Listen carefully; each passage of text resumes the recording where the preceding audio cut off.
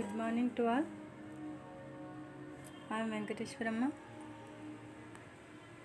JDC Gadwal. JDC Gadwal. Today topic is Scolioidal circulatory system. Scolioidal circulatory system. Scolioidal circulatory system present in blood, heart and arterial system and also venous system.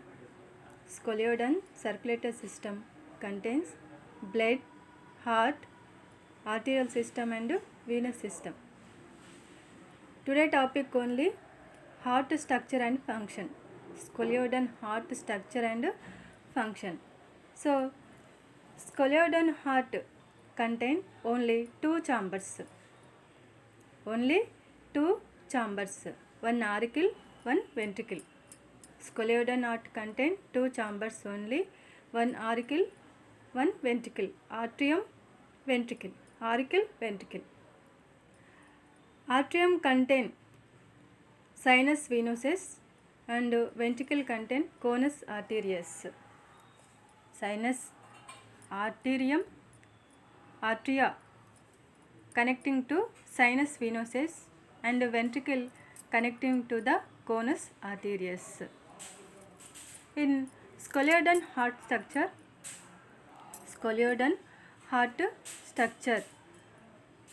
this diagram present in atrium, ventricle, one atrium, one ventricle, sinus venosus and conus arterius.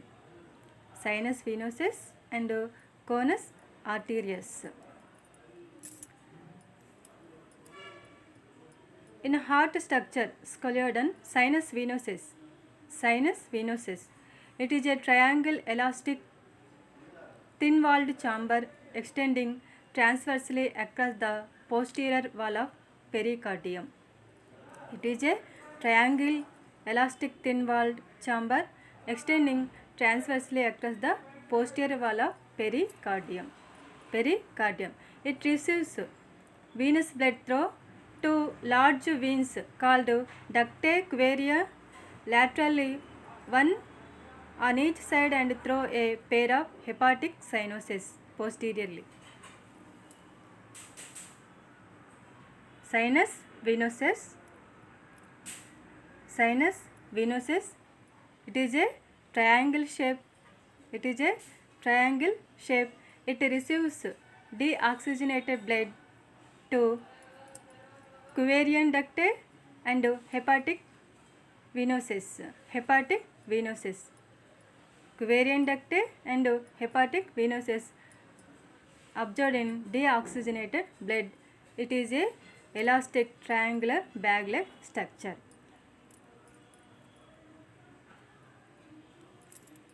Anteriorly, sinus venosum opens into auricular by situated on sino-auricle aperture.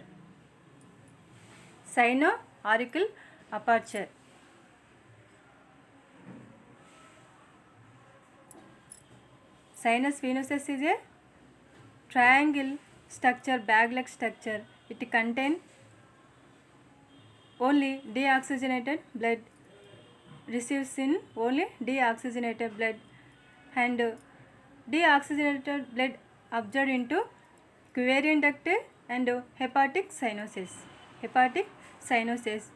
Sinus venosus enter into atrium through sino-auricular aperture.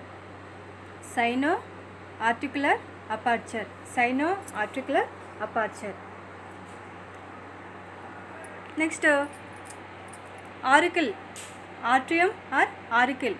It lies in front of sinus venosus, dorsally upon the ventricle. It lies in front of sinus venosus, dorsally upon the ventricle. It is a large triangle sac, moderately muscular and with walls thicker than those of sinus venosus.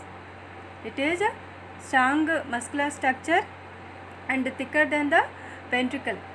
Its two lateral sides projecting behind the ventricle look like ears.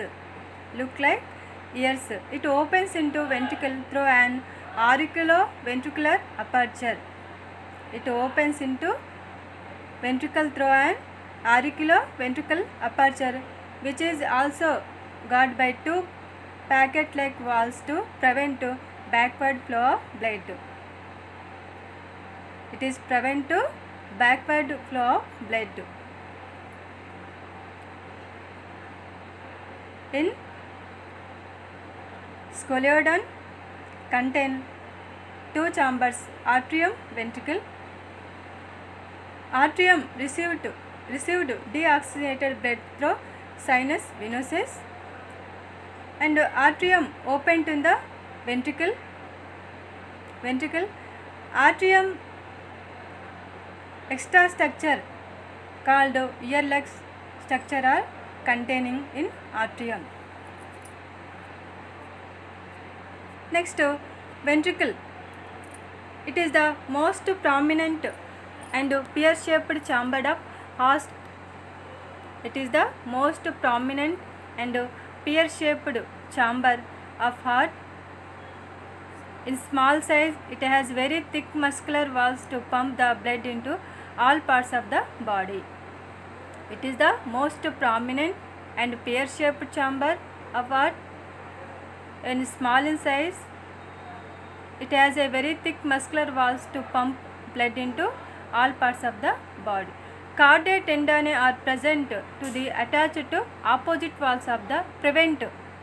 Cardiac tendon are present to the attached to the opposite walls to prevent ventricle from extending behind the capacity.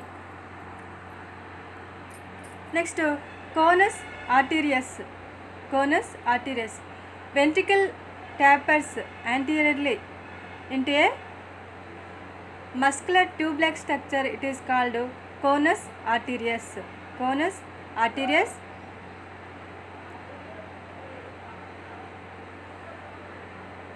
In blood flow contains semilunar walls to block the regulation or backward flow of the blood. Each row has 3 walls. In conus arterius, each row contains 3 walls, one dorsal and 2 ventrolateral in position. Each conus arterius contains 3 walls, one dorsal, 2 ventrolateral in position. Anterior walls are larger than the posterior ones. Anterior walls larger than the posterior ones. Anteriorly, conus arterius leave the pericardium and extend further in the from of ventral aorta. Anteriorly, conus arterius leave the pericardium and extend further into the from of ventral aorta. Working of the heart. The heart of Scoliodon is a venous heart. Containing only deoxygenated blood. The heart of Scoliodon is a venous heart because it contains only deoxygenated or venous blood. In a complete circuit of body, the blood passes through heart only once. Blood pump through the only once time. It is called single circulation. Heart pumps its venous blood into the gills for aeration. Heart pumps deoxygenated blood to the gills. To achieve these different parts of the heart rhythmically contact at regular intervals and in a definite succession. First sinus venosus, then auricle, then ventricle, and finally the conus. Blood flow in Scoliodon heart: first sinus venosus, auricle, ventricle, and conus arterius. Each contraction called systole. Is followed by a relaxation called diastole. Each contraction called systole, relaxation called diastole. Different walls of the heart serve to prevent the backward flow of blood. Different walls. Walls means blood, backward flow of blood controlling to hole, to closing the walls. So walls, each contraction called systole and relaxation called diastole. Different walls of the heart serve to prevent the backward flow of blood.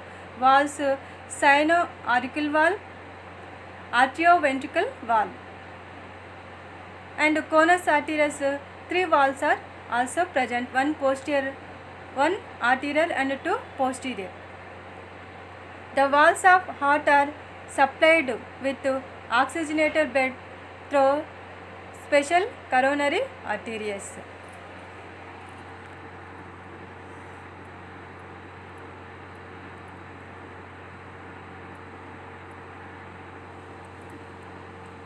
స్కొలియోడన్ రక్త ప్రసరణ వ్యవస్థ.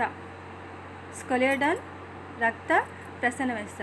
స్కొలియోడన్ యొక్క రక్త ప్రసరణ వ్యవస్థను మనము పరిశీలించినప్పుడు స్కొలియోడన్ లేదా సొరచేప యొక్క గుండె అనేది అభివృద్ధి చెంది ఉంటుంది. రక్త ప్రసరణ వ్యవస్థ దాని నివాసానికి అనుకూలంగా ఉంటుంది. సొరచేప లోపల లేదా స్కొలియోడన్ లోపల రక్త ప్రసరణ వ్యవస్థ ఏక రక్త ప్రసరణ వ్యవస్థ అంటే ఒకేసారి గుండె ద్వారా రక్త ప్రసరణ జరుగుతుంది కాబట్టి ఏక రక్త ప్రసరణ వ్యవస్థ అంటారు. అదేవిధంగా స్కొలియోడన్ లోపల గుండె నిర్మాణాన్ని శిరాహృదయం అంటారు. ఎందుకంటే ఆమ్లజని రహిత రక్తం మాత్రమే గుండె ద్వారా పంపు చేయబడుతుంది కాబట్టి ఇటువంటి గుండెను శిరాహృదయం అంటారు.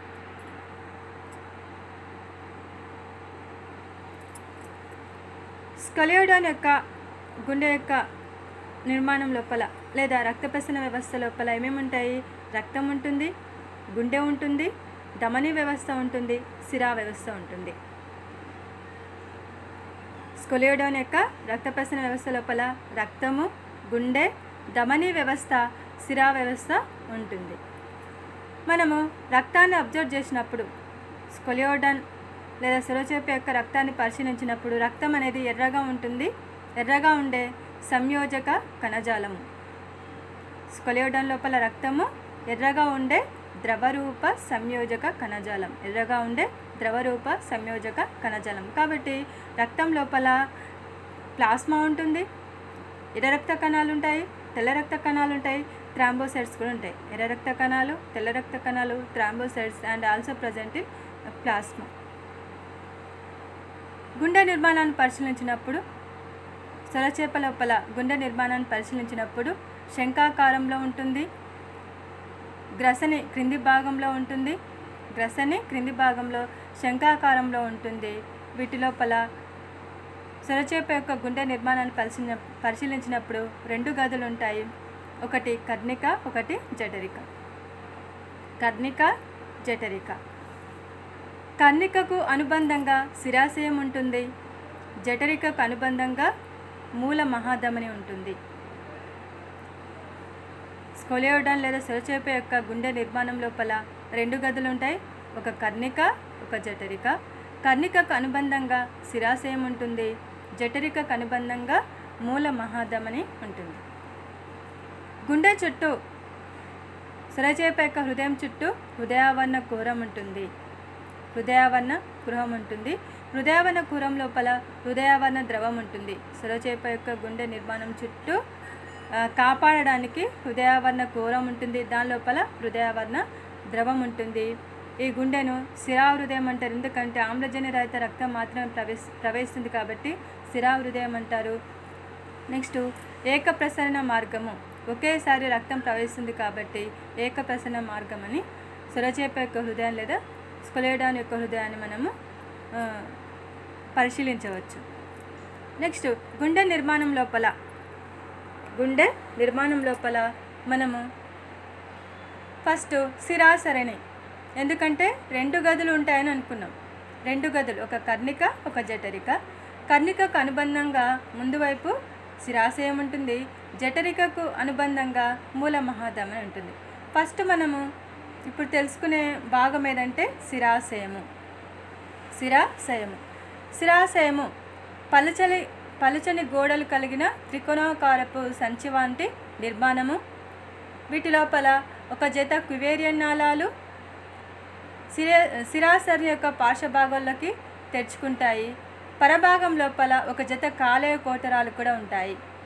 శిరాసరిని పలుచగా ఉండే త్రికోణాకారపు సంచి వంటి నిర్మాణము. వీటి లోపల ఒక జత క్వివేరియన్ నాళాలు ఉంటాయి. అదేవిధంగా ఒక జత కాలేయ కోటరాలు కూడా ఈ శిరాసరిని లోపలికి రక్తాన్ని పంపుతాయి. శిరాసరిని తనకు ముందు ఉన్న కన్నిక లోపలికి తెరుచుకుంటుంది. ఈ తెరుచుకునే దగ్గర రంధ్రం ఉంటుంది. దీన్నే శిరాకర్ణికా రంధ్రం అంటారు.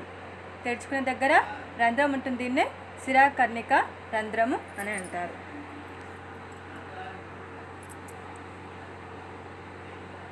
ఈ డయాగ్రామ్ లోపల మనకు స్కొలియోడాన్ యొక్క హార్ట్ను పరిశీలించినప్పుడు, సొరచేప యొక్క ప్రధాన్ని పరిశీలించినప్పుడు మనకు 2 గదులు ఉంటాయి. ఆట్రియం, వెంట్రికల్. ఆట్రియం అంటే కర్ణిక, జఠరిక. ఆట్రియం అంటే కర్ణిక, వెంట్రికల్ అంటే జఠరిక. నెక్స్ట్ కర్ణికకు అనుబంధంగా ఏముంటుంది అనుకున్నాం మనం? శిరాసరణి లేదా శిరాశయము లేదా శిరాసరణి. దీన్నే సైనస్ వీనోసెస్ అంటారు. జఠరికకు వెంట్రికల్కి అనుబంధంగా ఏముంటుంది? కోనస్ ఆర్టీరియస్ లేదా బల్బస్ ఆర్టీరియస్. బల్బస్ ఆర్టీరియస్ అనేది మూల మహాధమని. కాబట్టి ఇక్కడ మనం ఏమనుకున్నాం? ఫస్ట్ శిరాశయం, దాని ఇంగ్లీష్లో ఏమంటాం? సైనస్ వీనోసెస్. శిరాశయము లేదా సైనస్ వీనోసెస్. కాబట్టి శిరాశయాన్ని మనం పరిశీలించినప్పుడు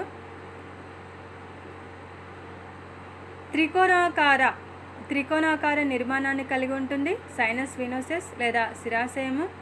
దీని లోపలికి ఇది ఆమ్లజని రహిత రక్తాన్ని దేహంలోని అన్ని భాగాల నుంచి గ్రహిస్తుంది.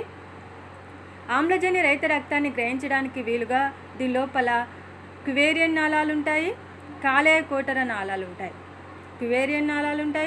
కాలేయ కోటర నాళాలు ఉంటాయి.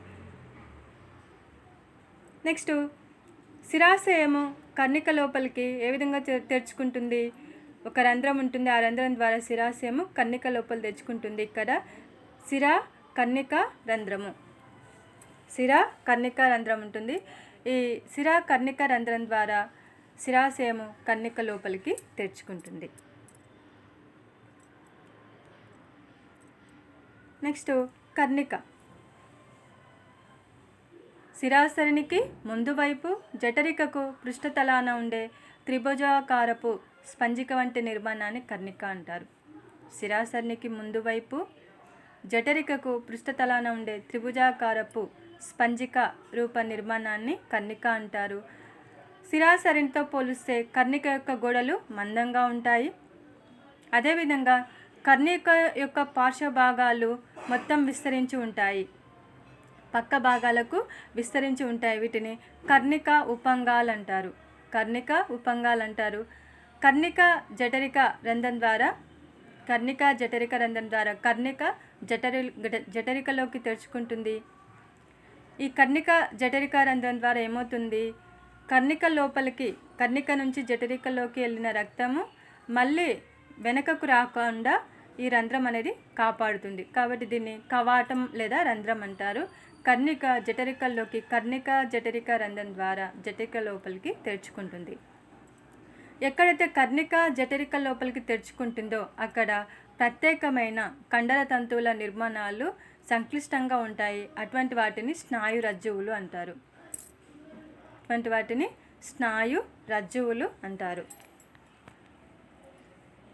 ఈ స్నాయు రజ్జువులు కండరాలు బలంగా ఉండడం వల్ల కర్ణిక నుంచి రక్తాన్ని జఠరికలోకి మాత్రమే ప్రవహించేటట్లు చేస్తాయి.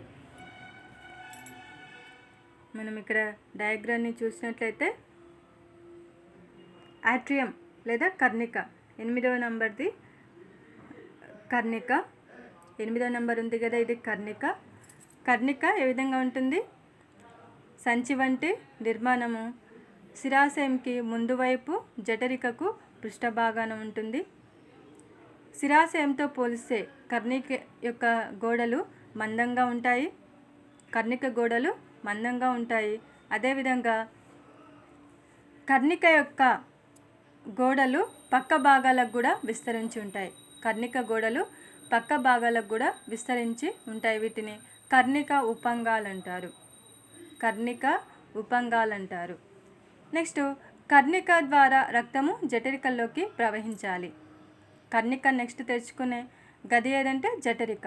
కర్ణిక జఠరిక లోపలికి తెరుచుకోవాలి. కాబట్టి ఇక్కడ కర్ణిక జఠరికల్లోకి తెరుచుకునే దగ్గర రంధ్రం లేదా కవాటం ఉంటుంది.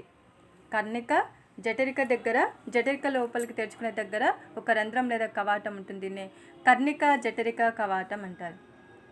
కర్ణిక జఠరిక కవాటం అంటారు. మనం ఇక్కడ 11 చూస్తే 11 చూస్తే కర్ణిక జఠరిక రంధ్రము. కర్ణిక జఠరిక రంధ్రం 11 నెంబర్ చూస్తే కర్ణిక జఠరిక రంధ్రం. కర్ణిక జఠరిక లోపలికి తెరుచుకుంటుంది. ఇక్కడ ఒక రంధ్రం లేదా కవాటం ఉంటుంది. దీన్ని కర్ణిక జఠరిక రంధ్రం అంటారు. అదేవిధంగా ఈ కర్ణిక జఠరిక కవాటం లేదా రంధ్రం దగ్గర కండర తంతువులు సంక్లిష్టంగా ఉంటాయి. కండర తంతువులు సంక్లిష్టమైన నిర్మాణాన్ని కలిగి ఉంటాయి. వీటిని స్నాయు రజ్జువులు అంటారు. వీటిని స్నాయు రజ్జువులు అంటారు. ఈ కవాటం వల్ల కర్ణిక నుంచి కేవలము జఠరికలకు మాత్రమే రక్తము ప్రవాహం జరుగుతుంది. కర్ణిక జఠరిక రంధ్రం ద్వారా రక్తము కర్ణిక నుంచి జఠరికలోకి మాత్రమే కేవలము ప్రవహిస్తుంది. కాబట్టి ఇది కర్ణిక యొక్క స్ట్రక్చరు. కర్ణికను ఇంగ్లీష్లో ఏమంటాం మనం? యాట్రియం అంటాం. కర్ణికను యాట్రియం అంటారు. కర్ణిక శిరాశయంతో పోలిస్తే కర్ణిక యొక్క గోడలు దృఢంగా ఉంటాయి. కర్ణిక జఠరికలోకి తెరుచుకుంటుంది. కర్ణిక జఠరిక రంధ్రం అంటారు. ఈ కర్ణిక జఠరిక రంధ్రాల దగ్గర కండర తంతువులు సంక్లిష్టంగా ఉంటాయి. వీటిని స్నాయు రజ్జువులు అని అంటారు. నెక్స్ట్, జఠరిక. కర్ణికకు ఉదర భాగంలో జఠరిక ఉంటుంది. మందమైన కండరయుతమైన కుడ్యాలతో ఇది ఏర్పడిన పెద్ద నిర్మాణం. కర్ణికకు ఉదర భాగంలో జఠరిక ఉంటుంది. మందమైన కండరయుతమైన కుడ్యాలతో కూడిన పెద్ద నిర్మాణం. జఠరిక లోపలి భాగంలో అనేక కండరయుత నిర్మాణాలు కలిగి స్పాంజిలాగా ఉంటుంది. జఠరిక లోపలి భాగంలో కండరయుత నిర్మాణాలు స్పంజులాగా ఉంటాయి. జఠరిక పూర్వ భాగం నుంచి ధమనీ శంకువు బయలుదేరుతుంది.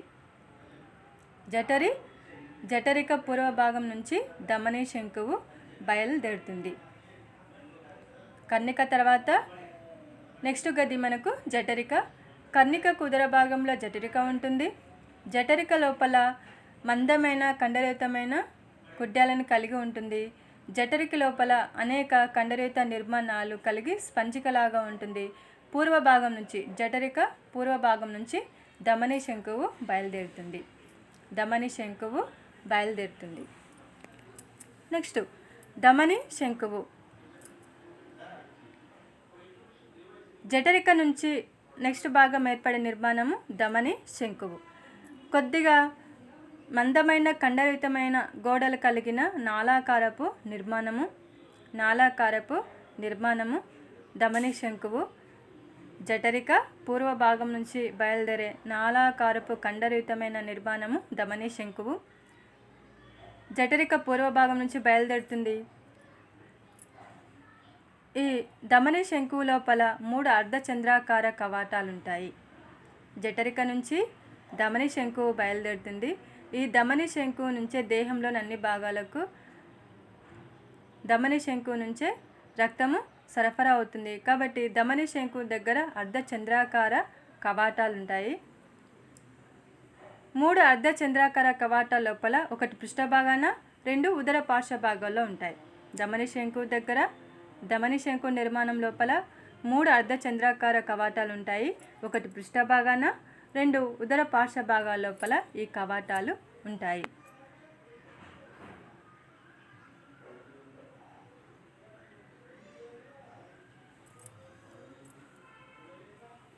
నెక్స్ట్, ధమనీ శంకువు నిర్మాణం లోపల కూడా కండరాలు కండర తంతువులు ప్రత్యేకమైన నిర్మాణాలను కలిగి ఉంటాయి.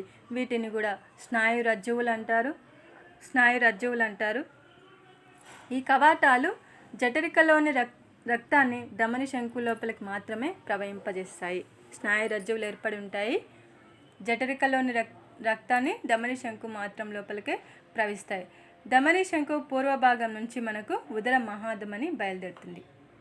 ధమని శంకు నుంచి మనకు ఉదర మహాధమని బయలుదేరుతుంది. సొరచేప లేదా స్కొలియోడాన్ నిర్మాణం లోపల, గుండె నిర్మాణం లోపల 2 గదులు ఉంటాయి. ఒక కర్ణిక, ఒక జఠరిక. కర్ణికకు అనుబంధంగా శిరాశయం ఉంటుంది. జఠరికకు అనుబంధంగా ధమని శంకు ఉంటుంది. శిరాశయం లోపల మనకు సంచి వంటి నిర్మాణము, వీటి లోపల నాళాలు ఉంటాయి. రక్తాన్ని గ్రహించే, దేహంలోని వివిధ భాగాల నుంచి రక్తాన్ని గ్రహించే రక్త నాళాలు ఉంటాయి. వాటి లోపల క్యువేరియన్ నాళాలు, కాలేయ కోటర నాళాలు. నెక్స్ట్ శిరాశయము కర్ణిక లోపలికి శిరాకర్ణిక రంధ్రం ద్వారా తెరుచుకుంటుంది. నెక్స్ట్ కర్ణిక.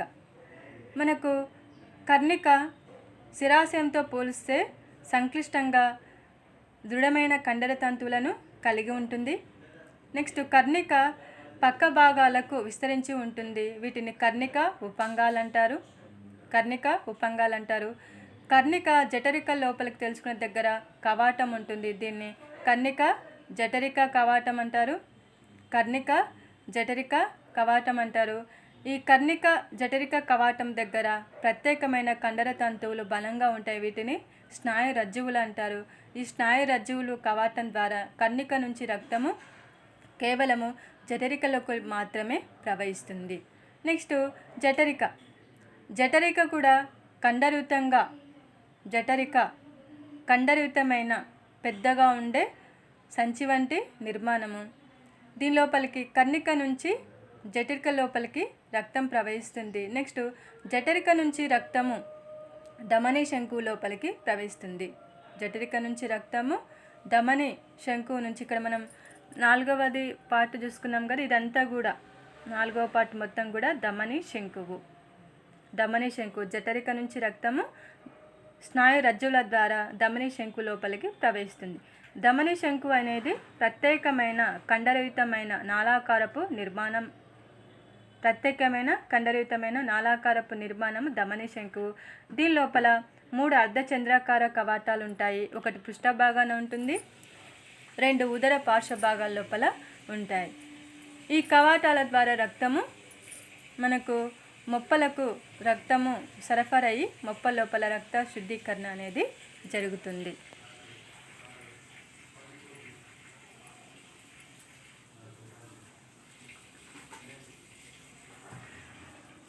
నెక్స్ట్ స్కొలియోడాన్ గుండె ఏ విధంగా పనిచేస్తుంది? సొరచేప లోపల గుండె నిర్మాణం చూసినాం, అదేవిధంగా పనిచేసే విధానం. గుండె పనిచేసే విధానం లోపల మనకు గుండెలో ఏకాంతరంగా సంకోచ సడిలికల వల్ల రక్తం నిరంతరంగా ప్రవహిస్తూ ఉంటుంది. సంకోచ సడిలికలు లేదా సిస్టోల్ డయాస్టోల్ లేదా సంకోచ సడిలికల ద్వారా నిరంతరంగా గుండె ద్వారా రక్తము ప్రవహిస్తూ ఉంటుంది. మనము శిరాశయంలో చెప్పుకున్నట్టు శిరాశయంలో ఏమేమి ఉంటాయి? ఒక జత కువేరియన్ నాళాలు ఉంటాయి, నెక్స్ట్ ఒక జత కాలేయ కోటర నాళాలు ఉంటాయి. కాబట్టి ఇక్కడ ఒక జత కువేరియన్ నాళాలు కాలేయ కోటరాల సహాయంతో శిరాసరిని దేహంలోని వివిధ భాగాల నుంచి మలిన రక్తాన్ని సేకరిస్తుంది. గుండె పనిచేసే విధానంలో సిస్టోల్ డయాస్టోల్ లేదా సంకోచ సడిలిక ద్వారా రక్తము నిరంతరంగా ప్రవహిస్తూ ఉంటుంది. శిరాశయం లోపల ఉన్న కువేరియన్ నాళాలు కాలేయ కోటర నాళాల ద్వారా దేహంలో ఉన్న వివిధ భాగాల లోపల ఉన్న ఆమ్లజన్య రహిత రక్తాన్ని శిరాశయము సేకరిస్తుంది. ఈ శిరాసరిని సంకోచించినప్పుడు ఇటువంటి ఆమ్లజన్య రహిత రక్తం ఉన్న శిరాసరిని సంకోచించినప్పుడు రక్తము కర్ణిక లోపలికి ప్రవహిస్తుంది. శిరాశయము సంకోచించినప్పుడు రక్తము శిరాసరి నుంచి కర్ణికలోకి ప్రవహిస్తుంది. ఇక్కడ శిరాసరి నుంచి కర్ణిక లోపలికి ప్రవహించే దగ్గర కవాటం ఉంటుంది. మనం ఫస్ట్ చెప్పుకున్నాం కవాటం లేదా రంధ్రం. ఇదే శిరా కర్ణిక కనుపు. శిర కర్ణిక కణుపు. శిర కర్ణిక రంధ్రం ద్వారా శిరాసరిని సంకోచించినప్పుడు ఆమ్లజని రహిత రక్తము శిరా కర్ణిక రంధ్రం ద్వారా కర్ణికల్లోకి ప్రవహిస్తుంది. ఇప్పుడు కర్ణిక సంకోచించడం ద్వారా శిరాశయంలో ఉన్న ఆమ్లజని రహిత రక్తము శిరాసరిని సంకోచించినప్పుడు రక్తము శిరాసరిని ద్వారా కర్ణిక లోపలికి ప్రవేశిస్తుంది. నెక్స్ట్ కర్ణిక సంకోచించడం వల్ల ఆమ్లజని రహిత రక్తము జఠరిక లోపలికి జఠరిక రంధ్రం ద్వారా ప్రవేశిస్తుంది. కర్ణిక సంకోచించినప్పుడు ఆమ్లజని రహిత రక్తము జఠరిక రంధ్రం ద్వారా జఠరిక లోపలికి ప్రవహిస్తుంది. ఈ సమయం లోపల శిరాశయము సడలుతుంది లేదా యథాస్థితికి వస్తుంది. కర్ణిక సంకోచించినప్పుడు శిరాశయము యథాస్థితికి లేదా సడలుతుంది. జఠరిక యొక్క బలమైన సంకోచం వల్ల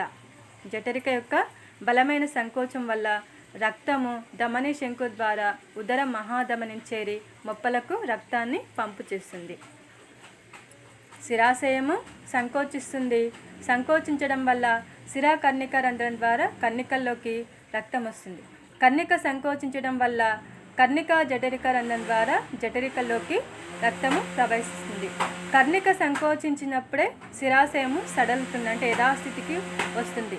నెక్స్ట్ జఠరిక బలంగా సంకోచించడం వల్ల అక్కడ కండరాల ఒత్తిడి వల్ల రక్తము ధమని శంకు ద్వారా ధమని శంకు ద్వారా ఉదర మహాధమనిని చేరి మొప్పలకు రక్తం అనేది ప్రవహింప చేస్తుంది. కాబట్టి గుండె ద్వారా కేవలము ఆమ్లజని రహిత రక్తం మాత్రమే ప్రవహిస్తుంది కాబట్టి దీన్ని శిరా హృదయం అంటారు. గుండె ద్వారా ఆమ్లజని రహిత రక్తం మాత్రమే ప్రవహిస్తుంది కాబట్టి దీన్ని శిరా హృదయం అని అంటారు.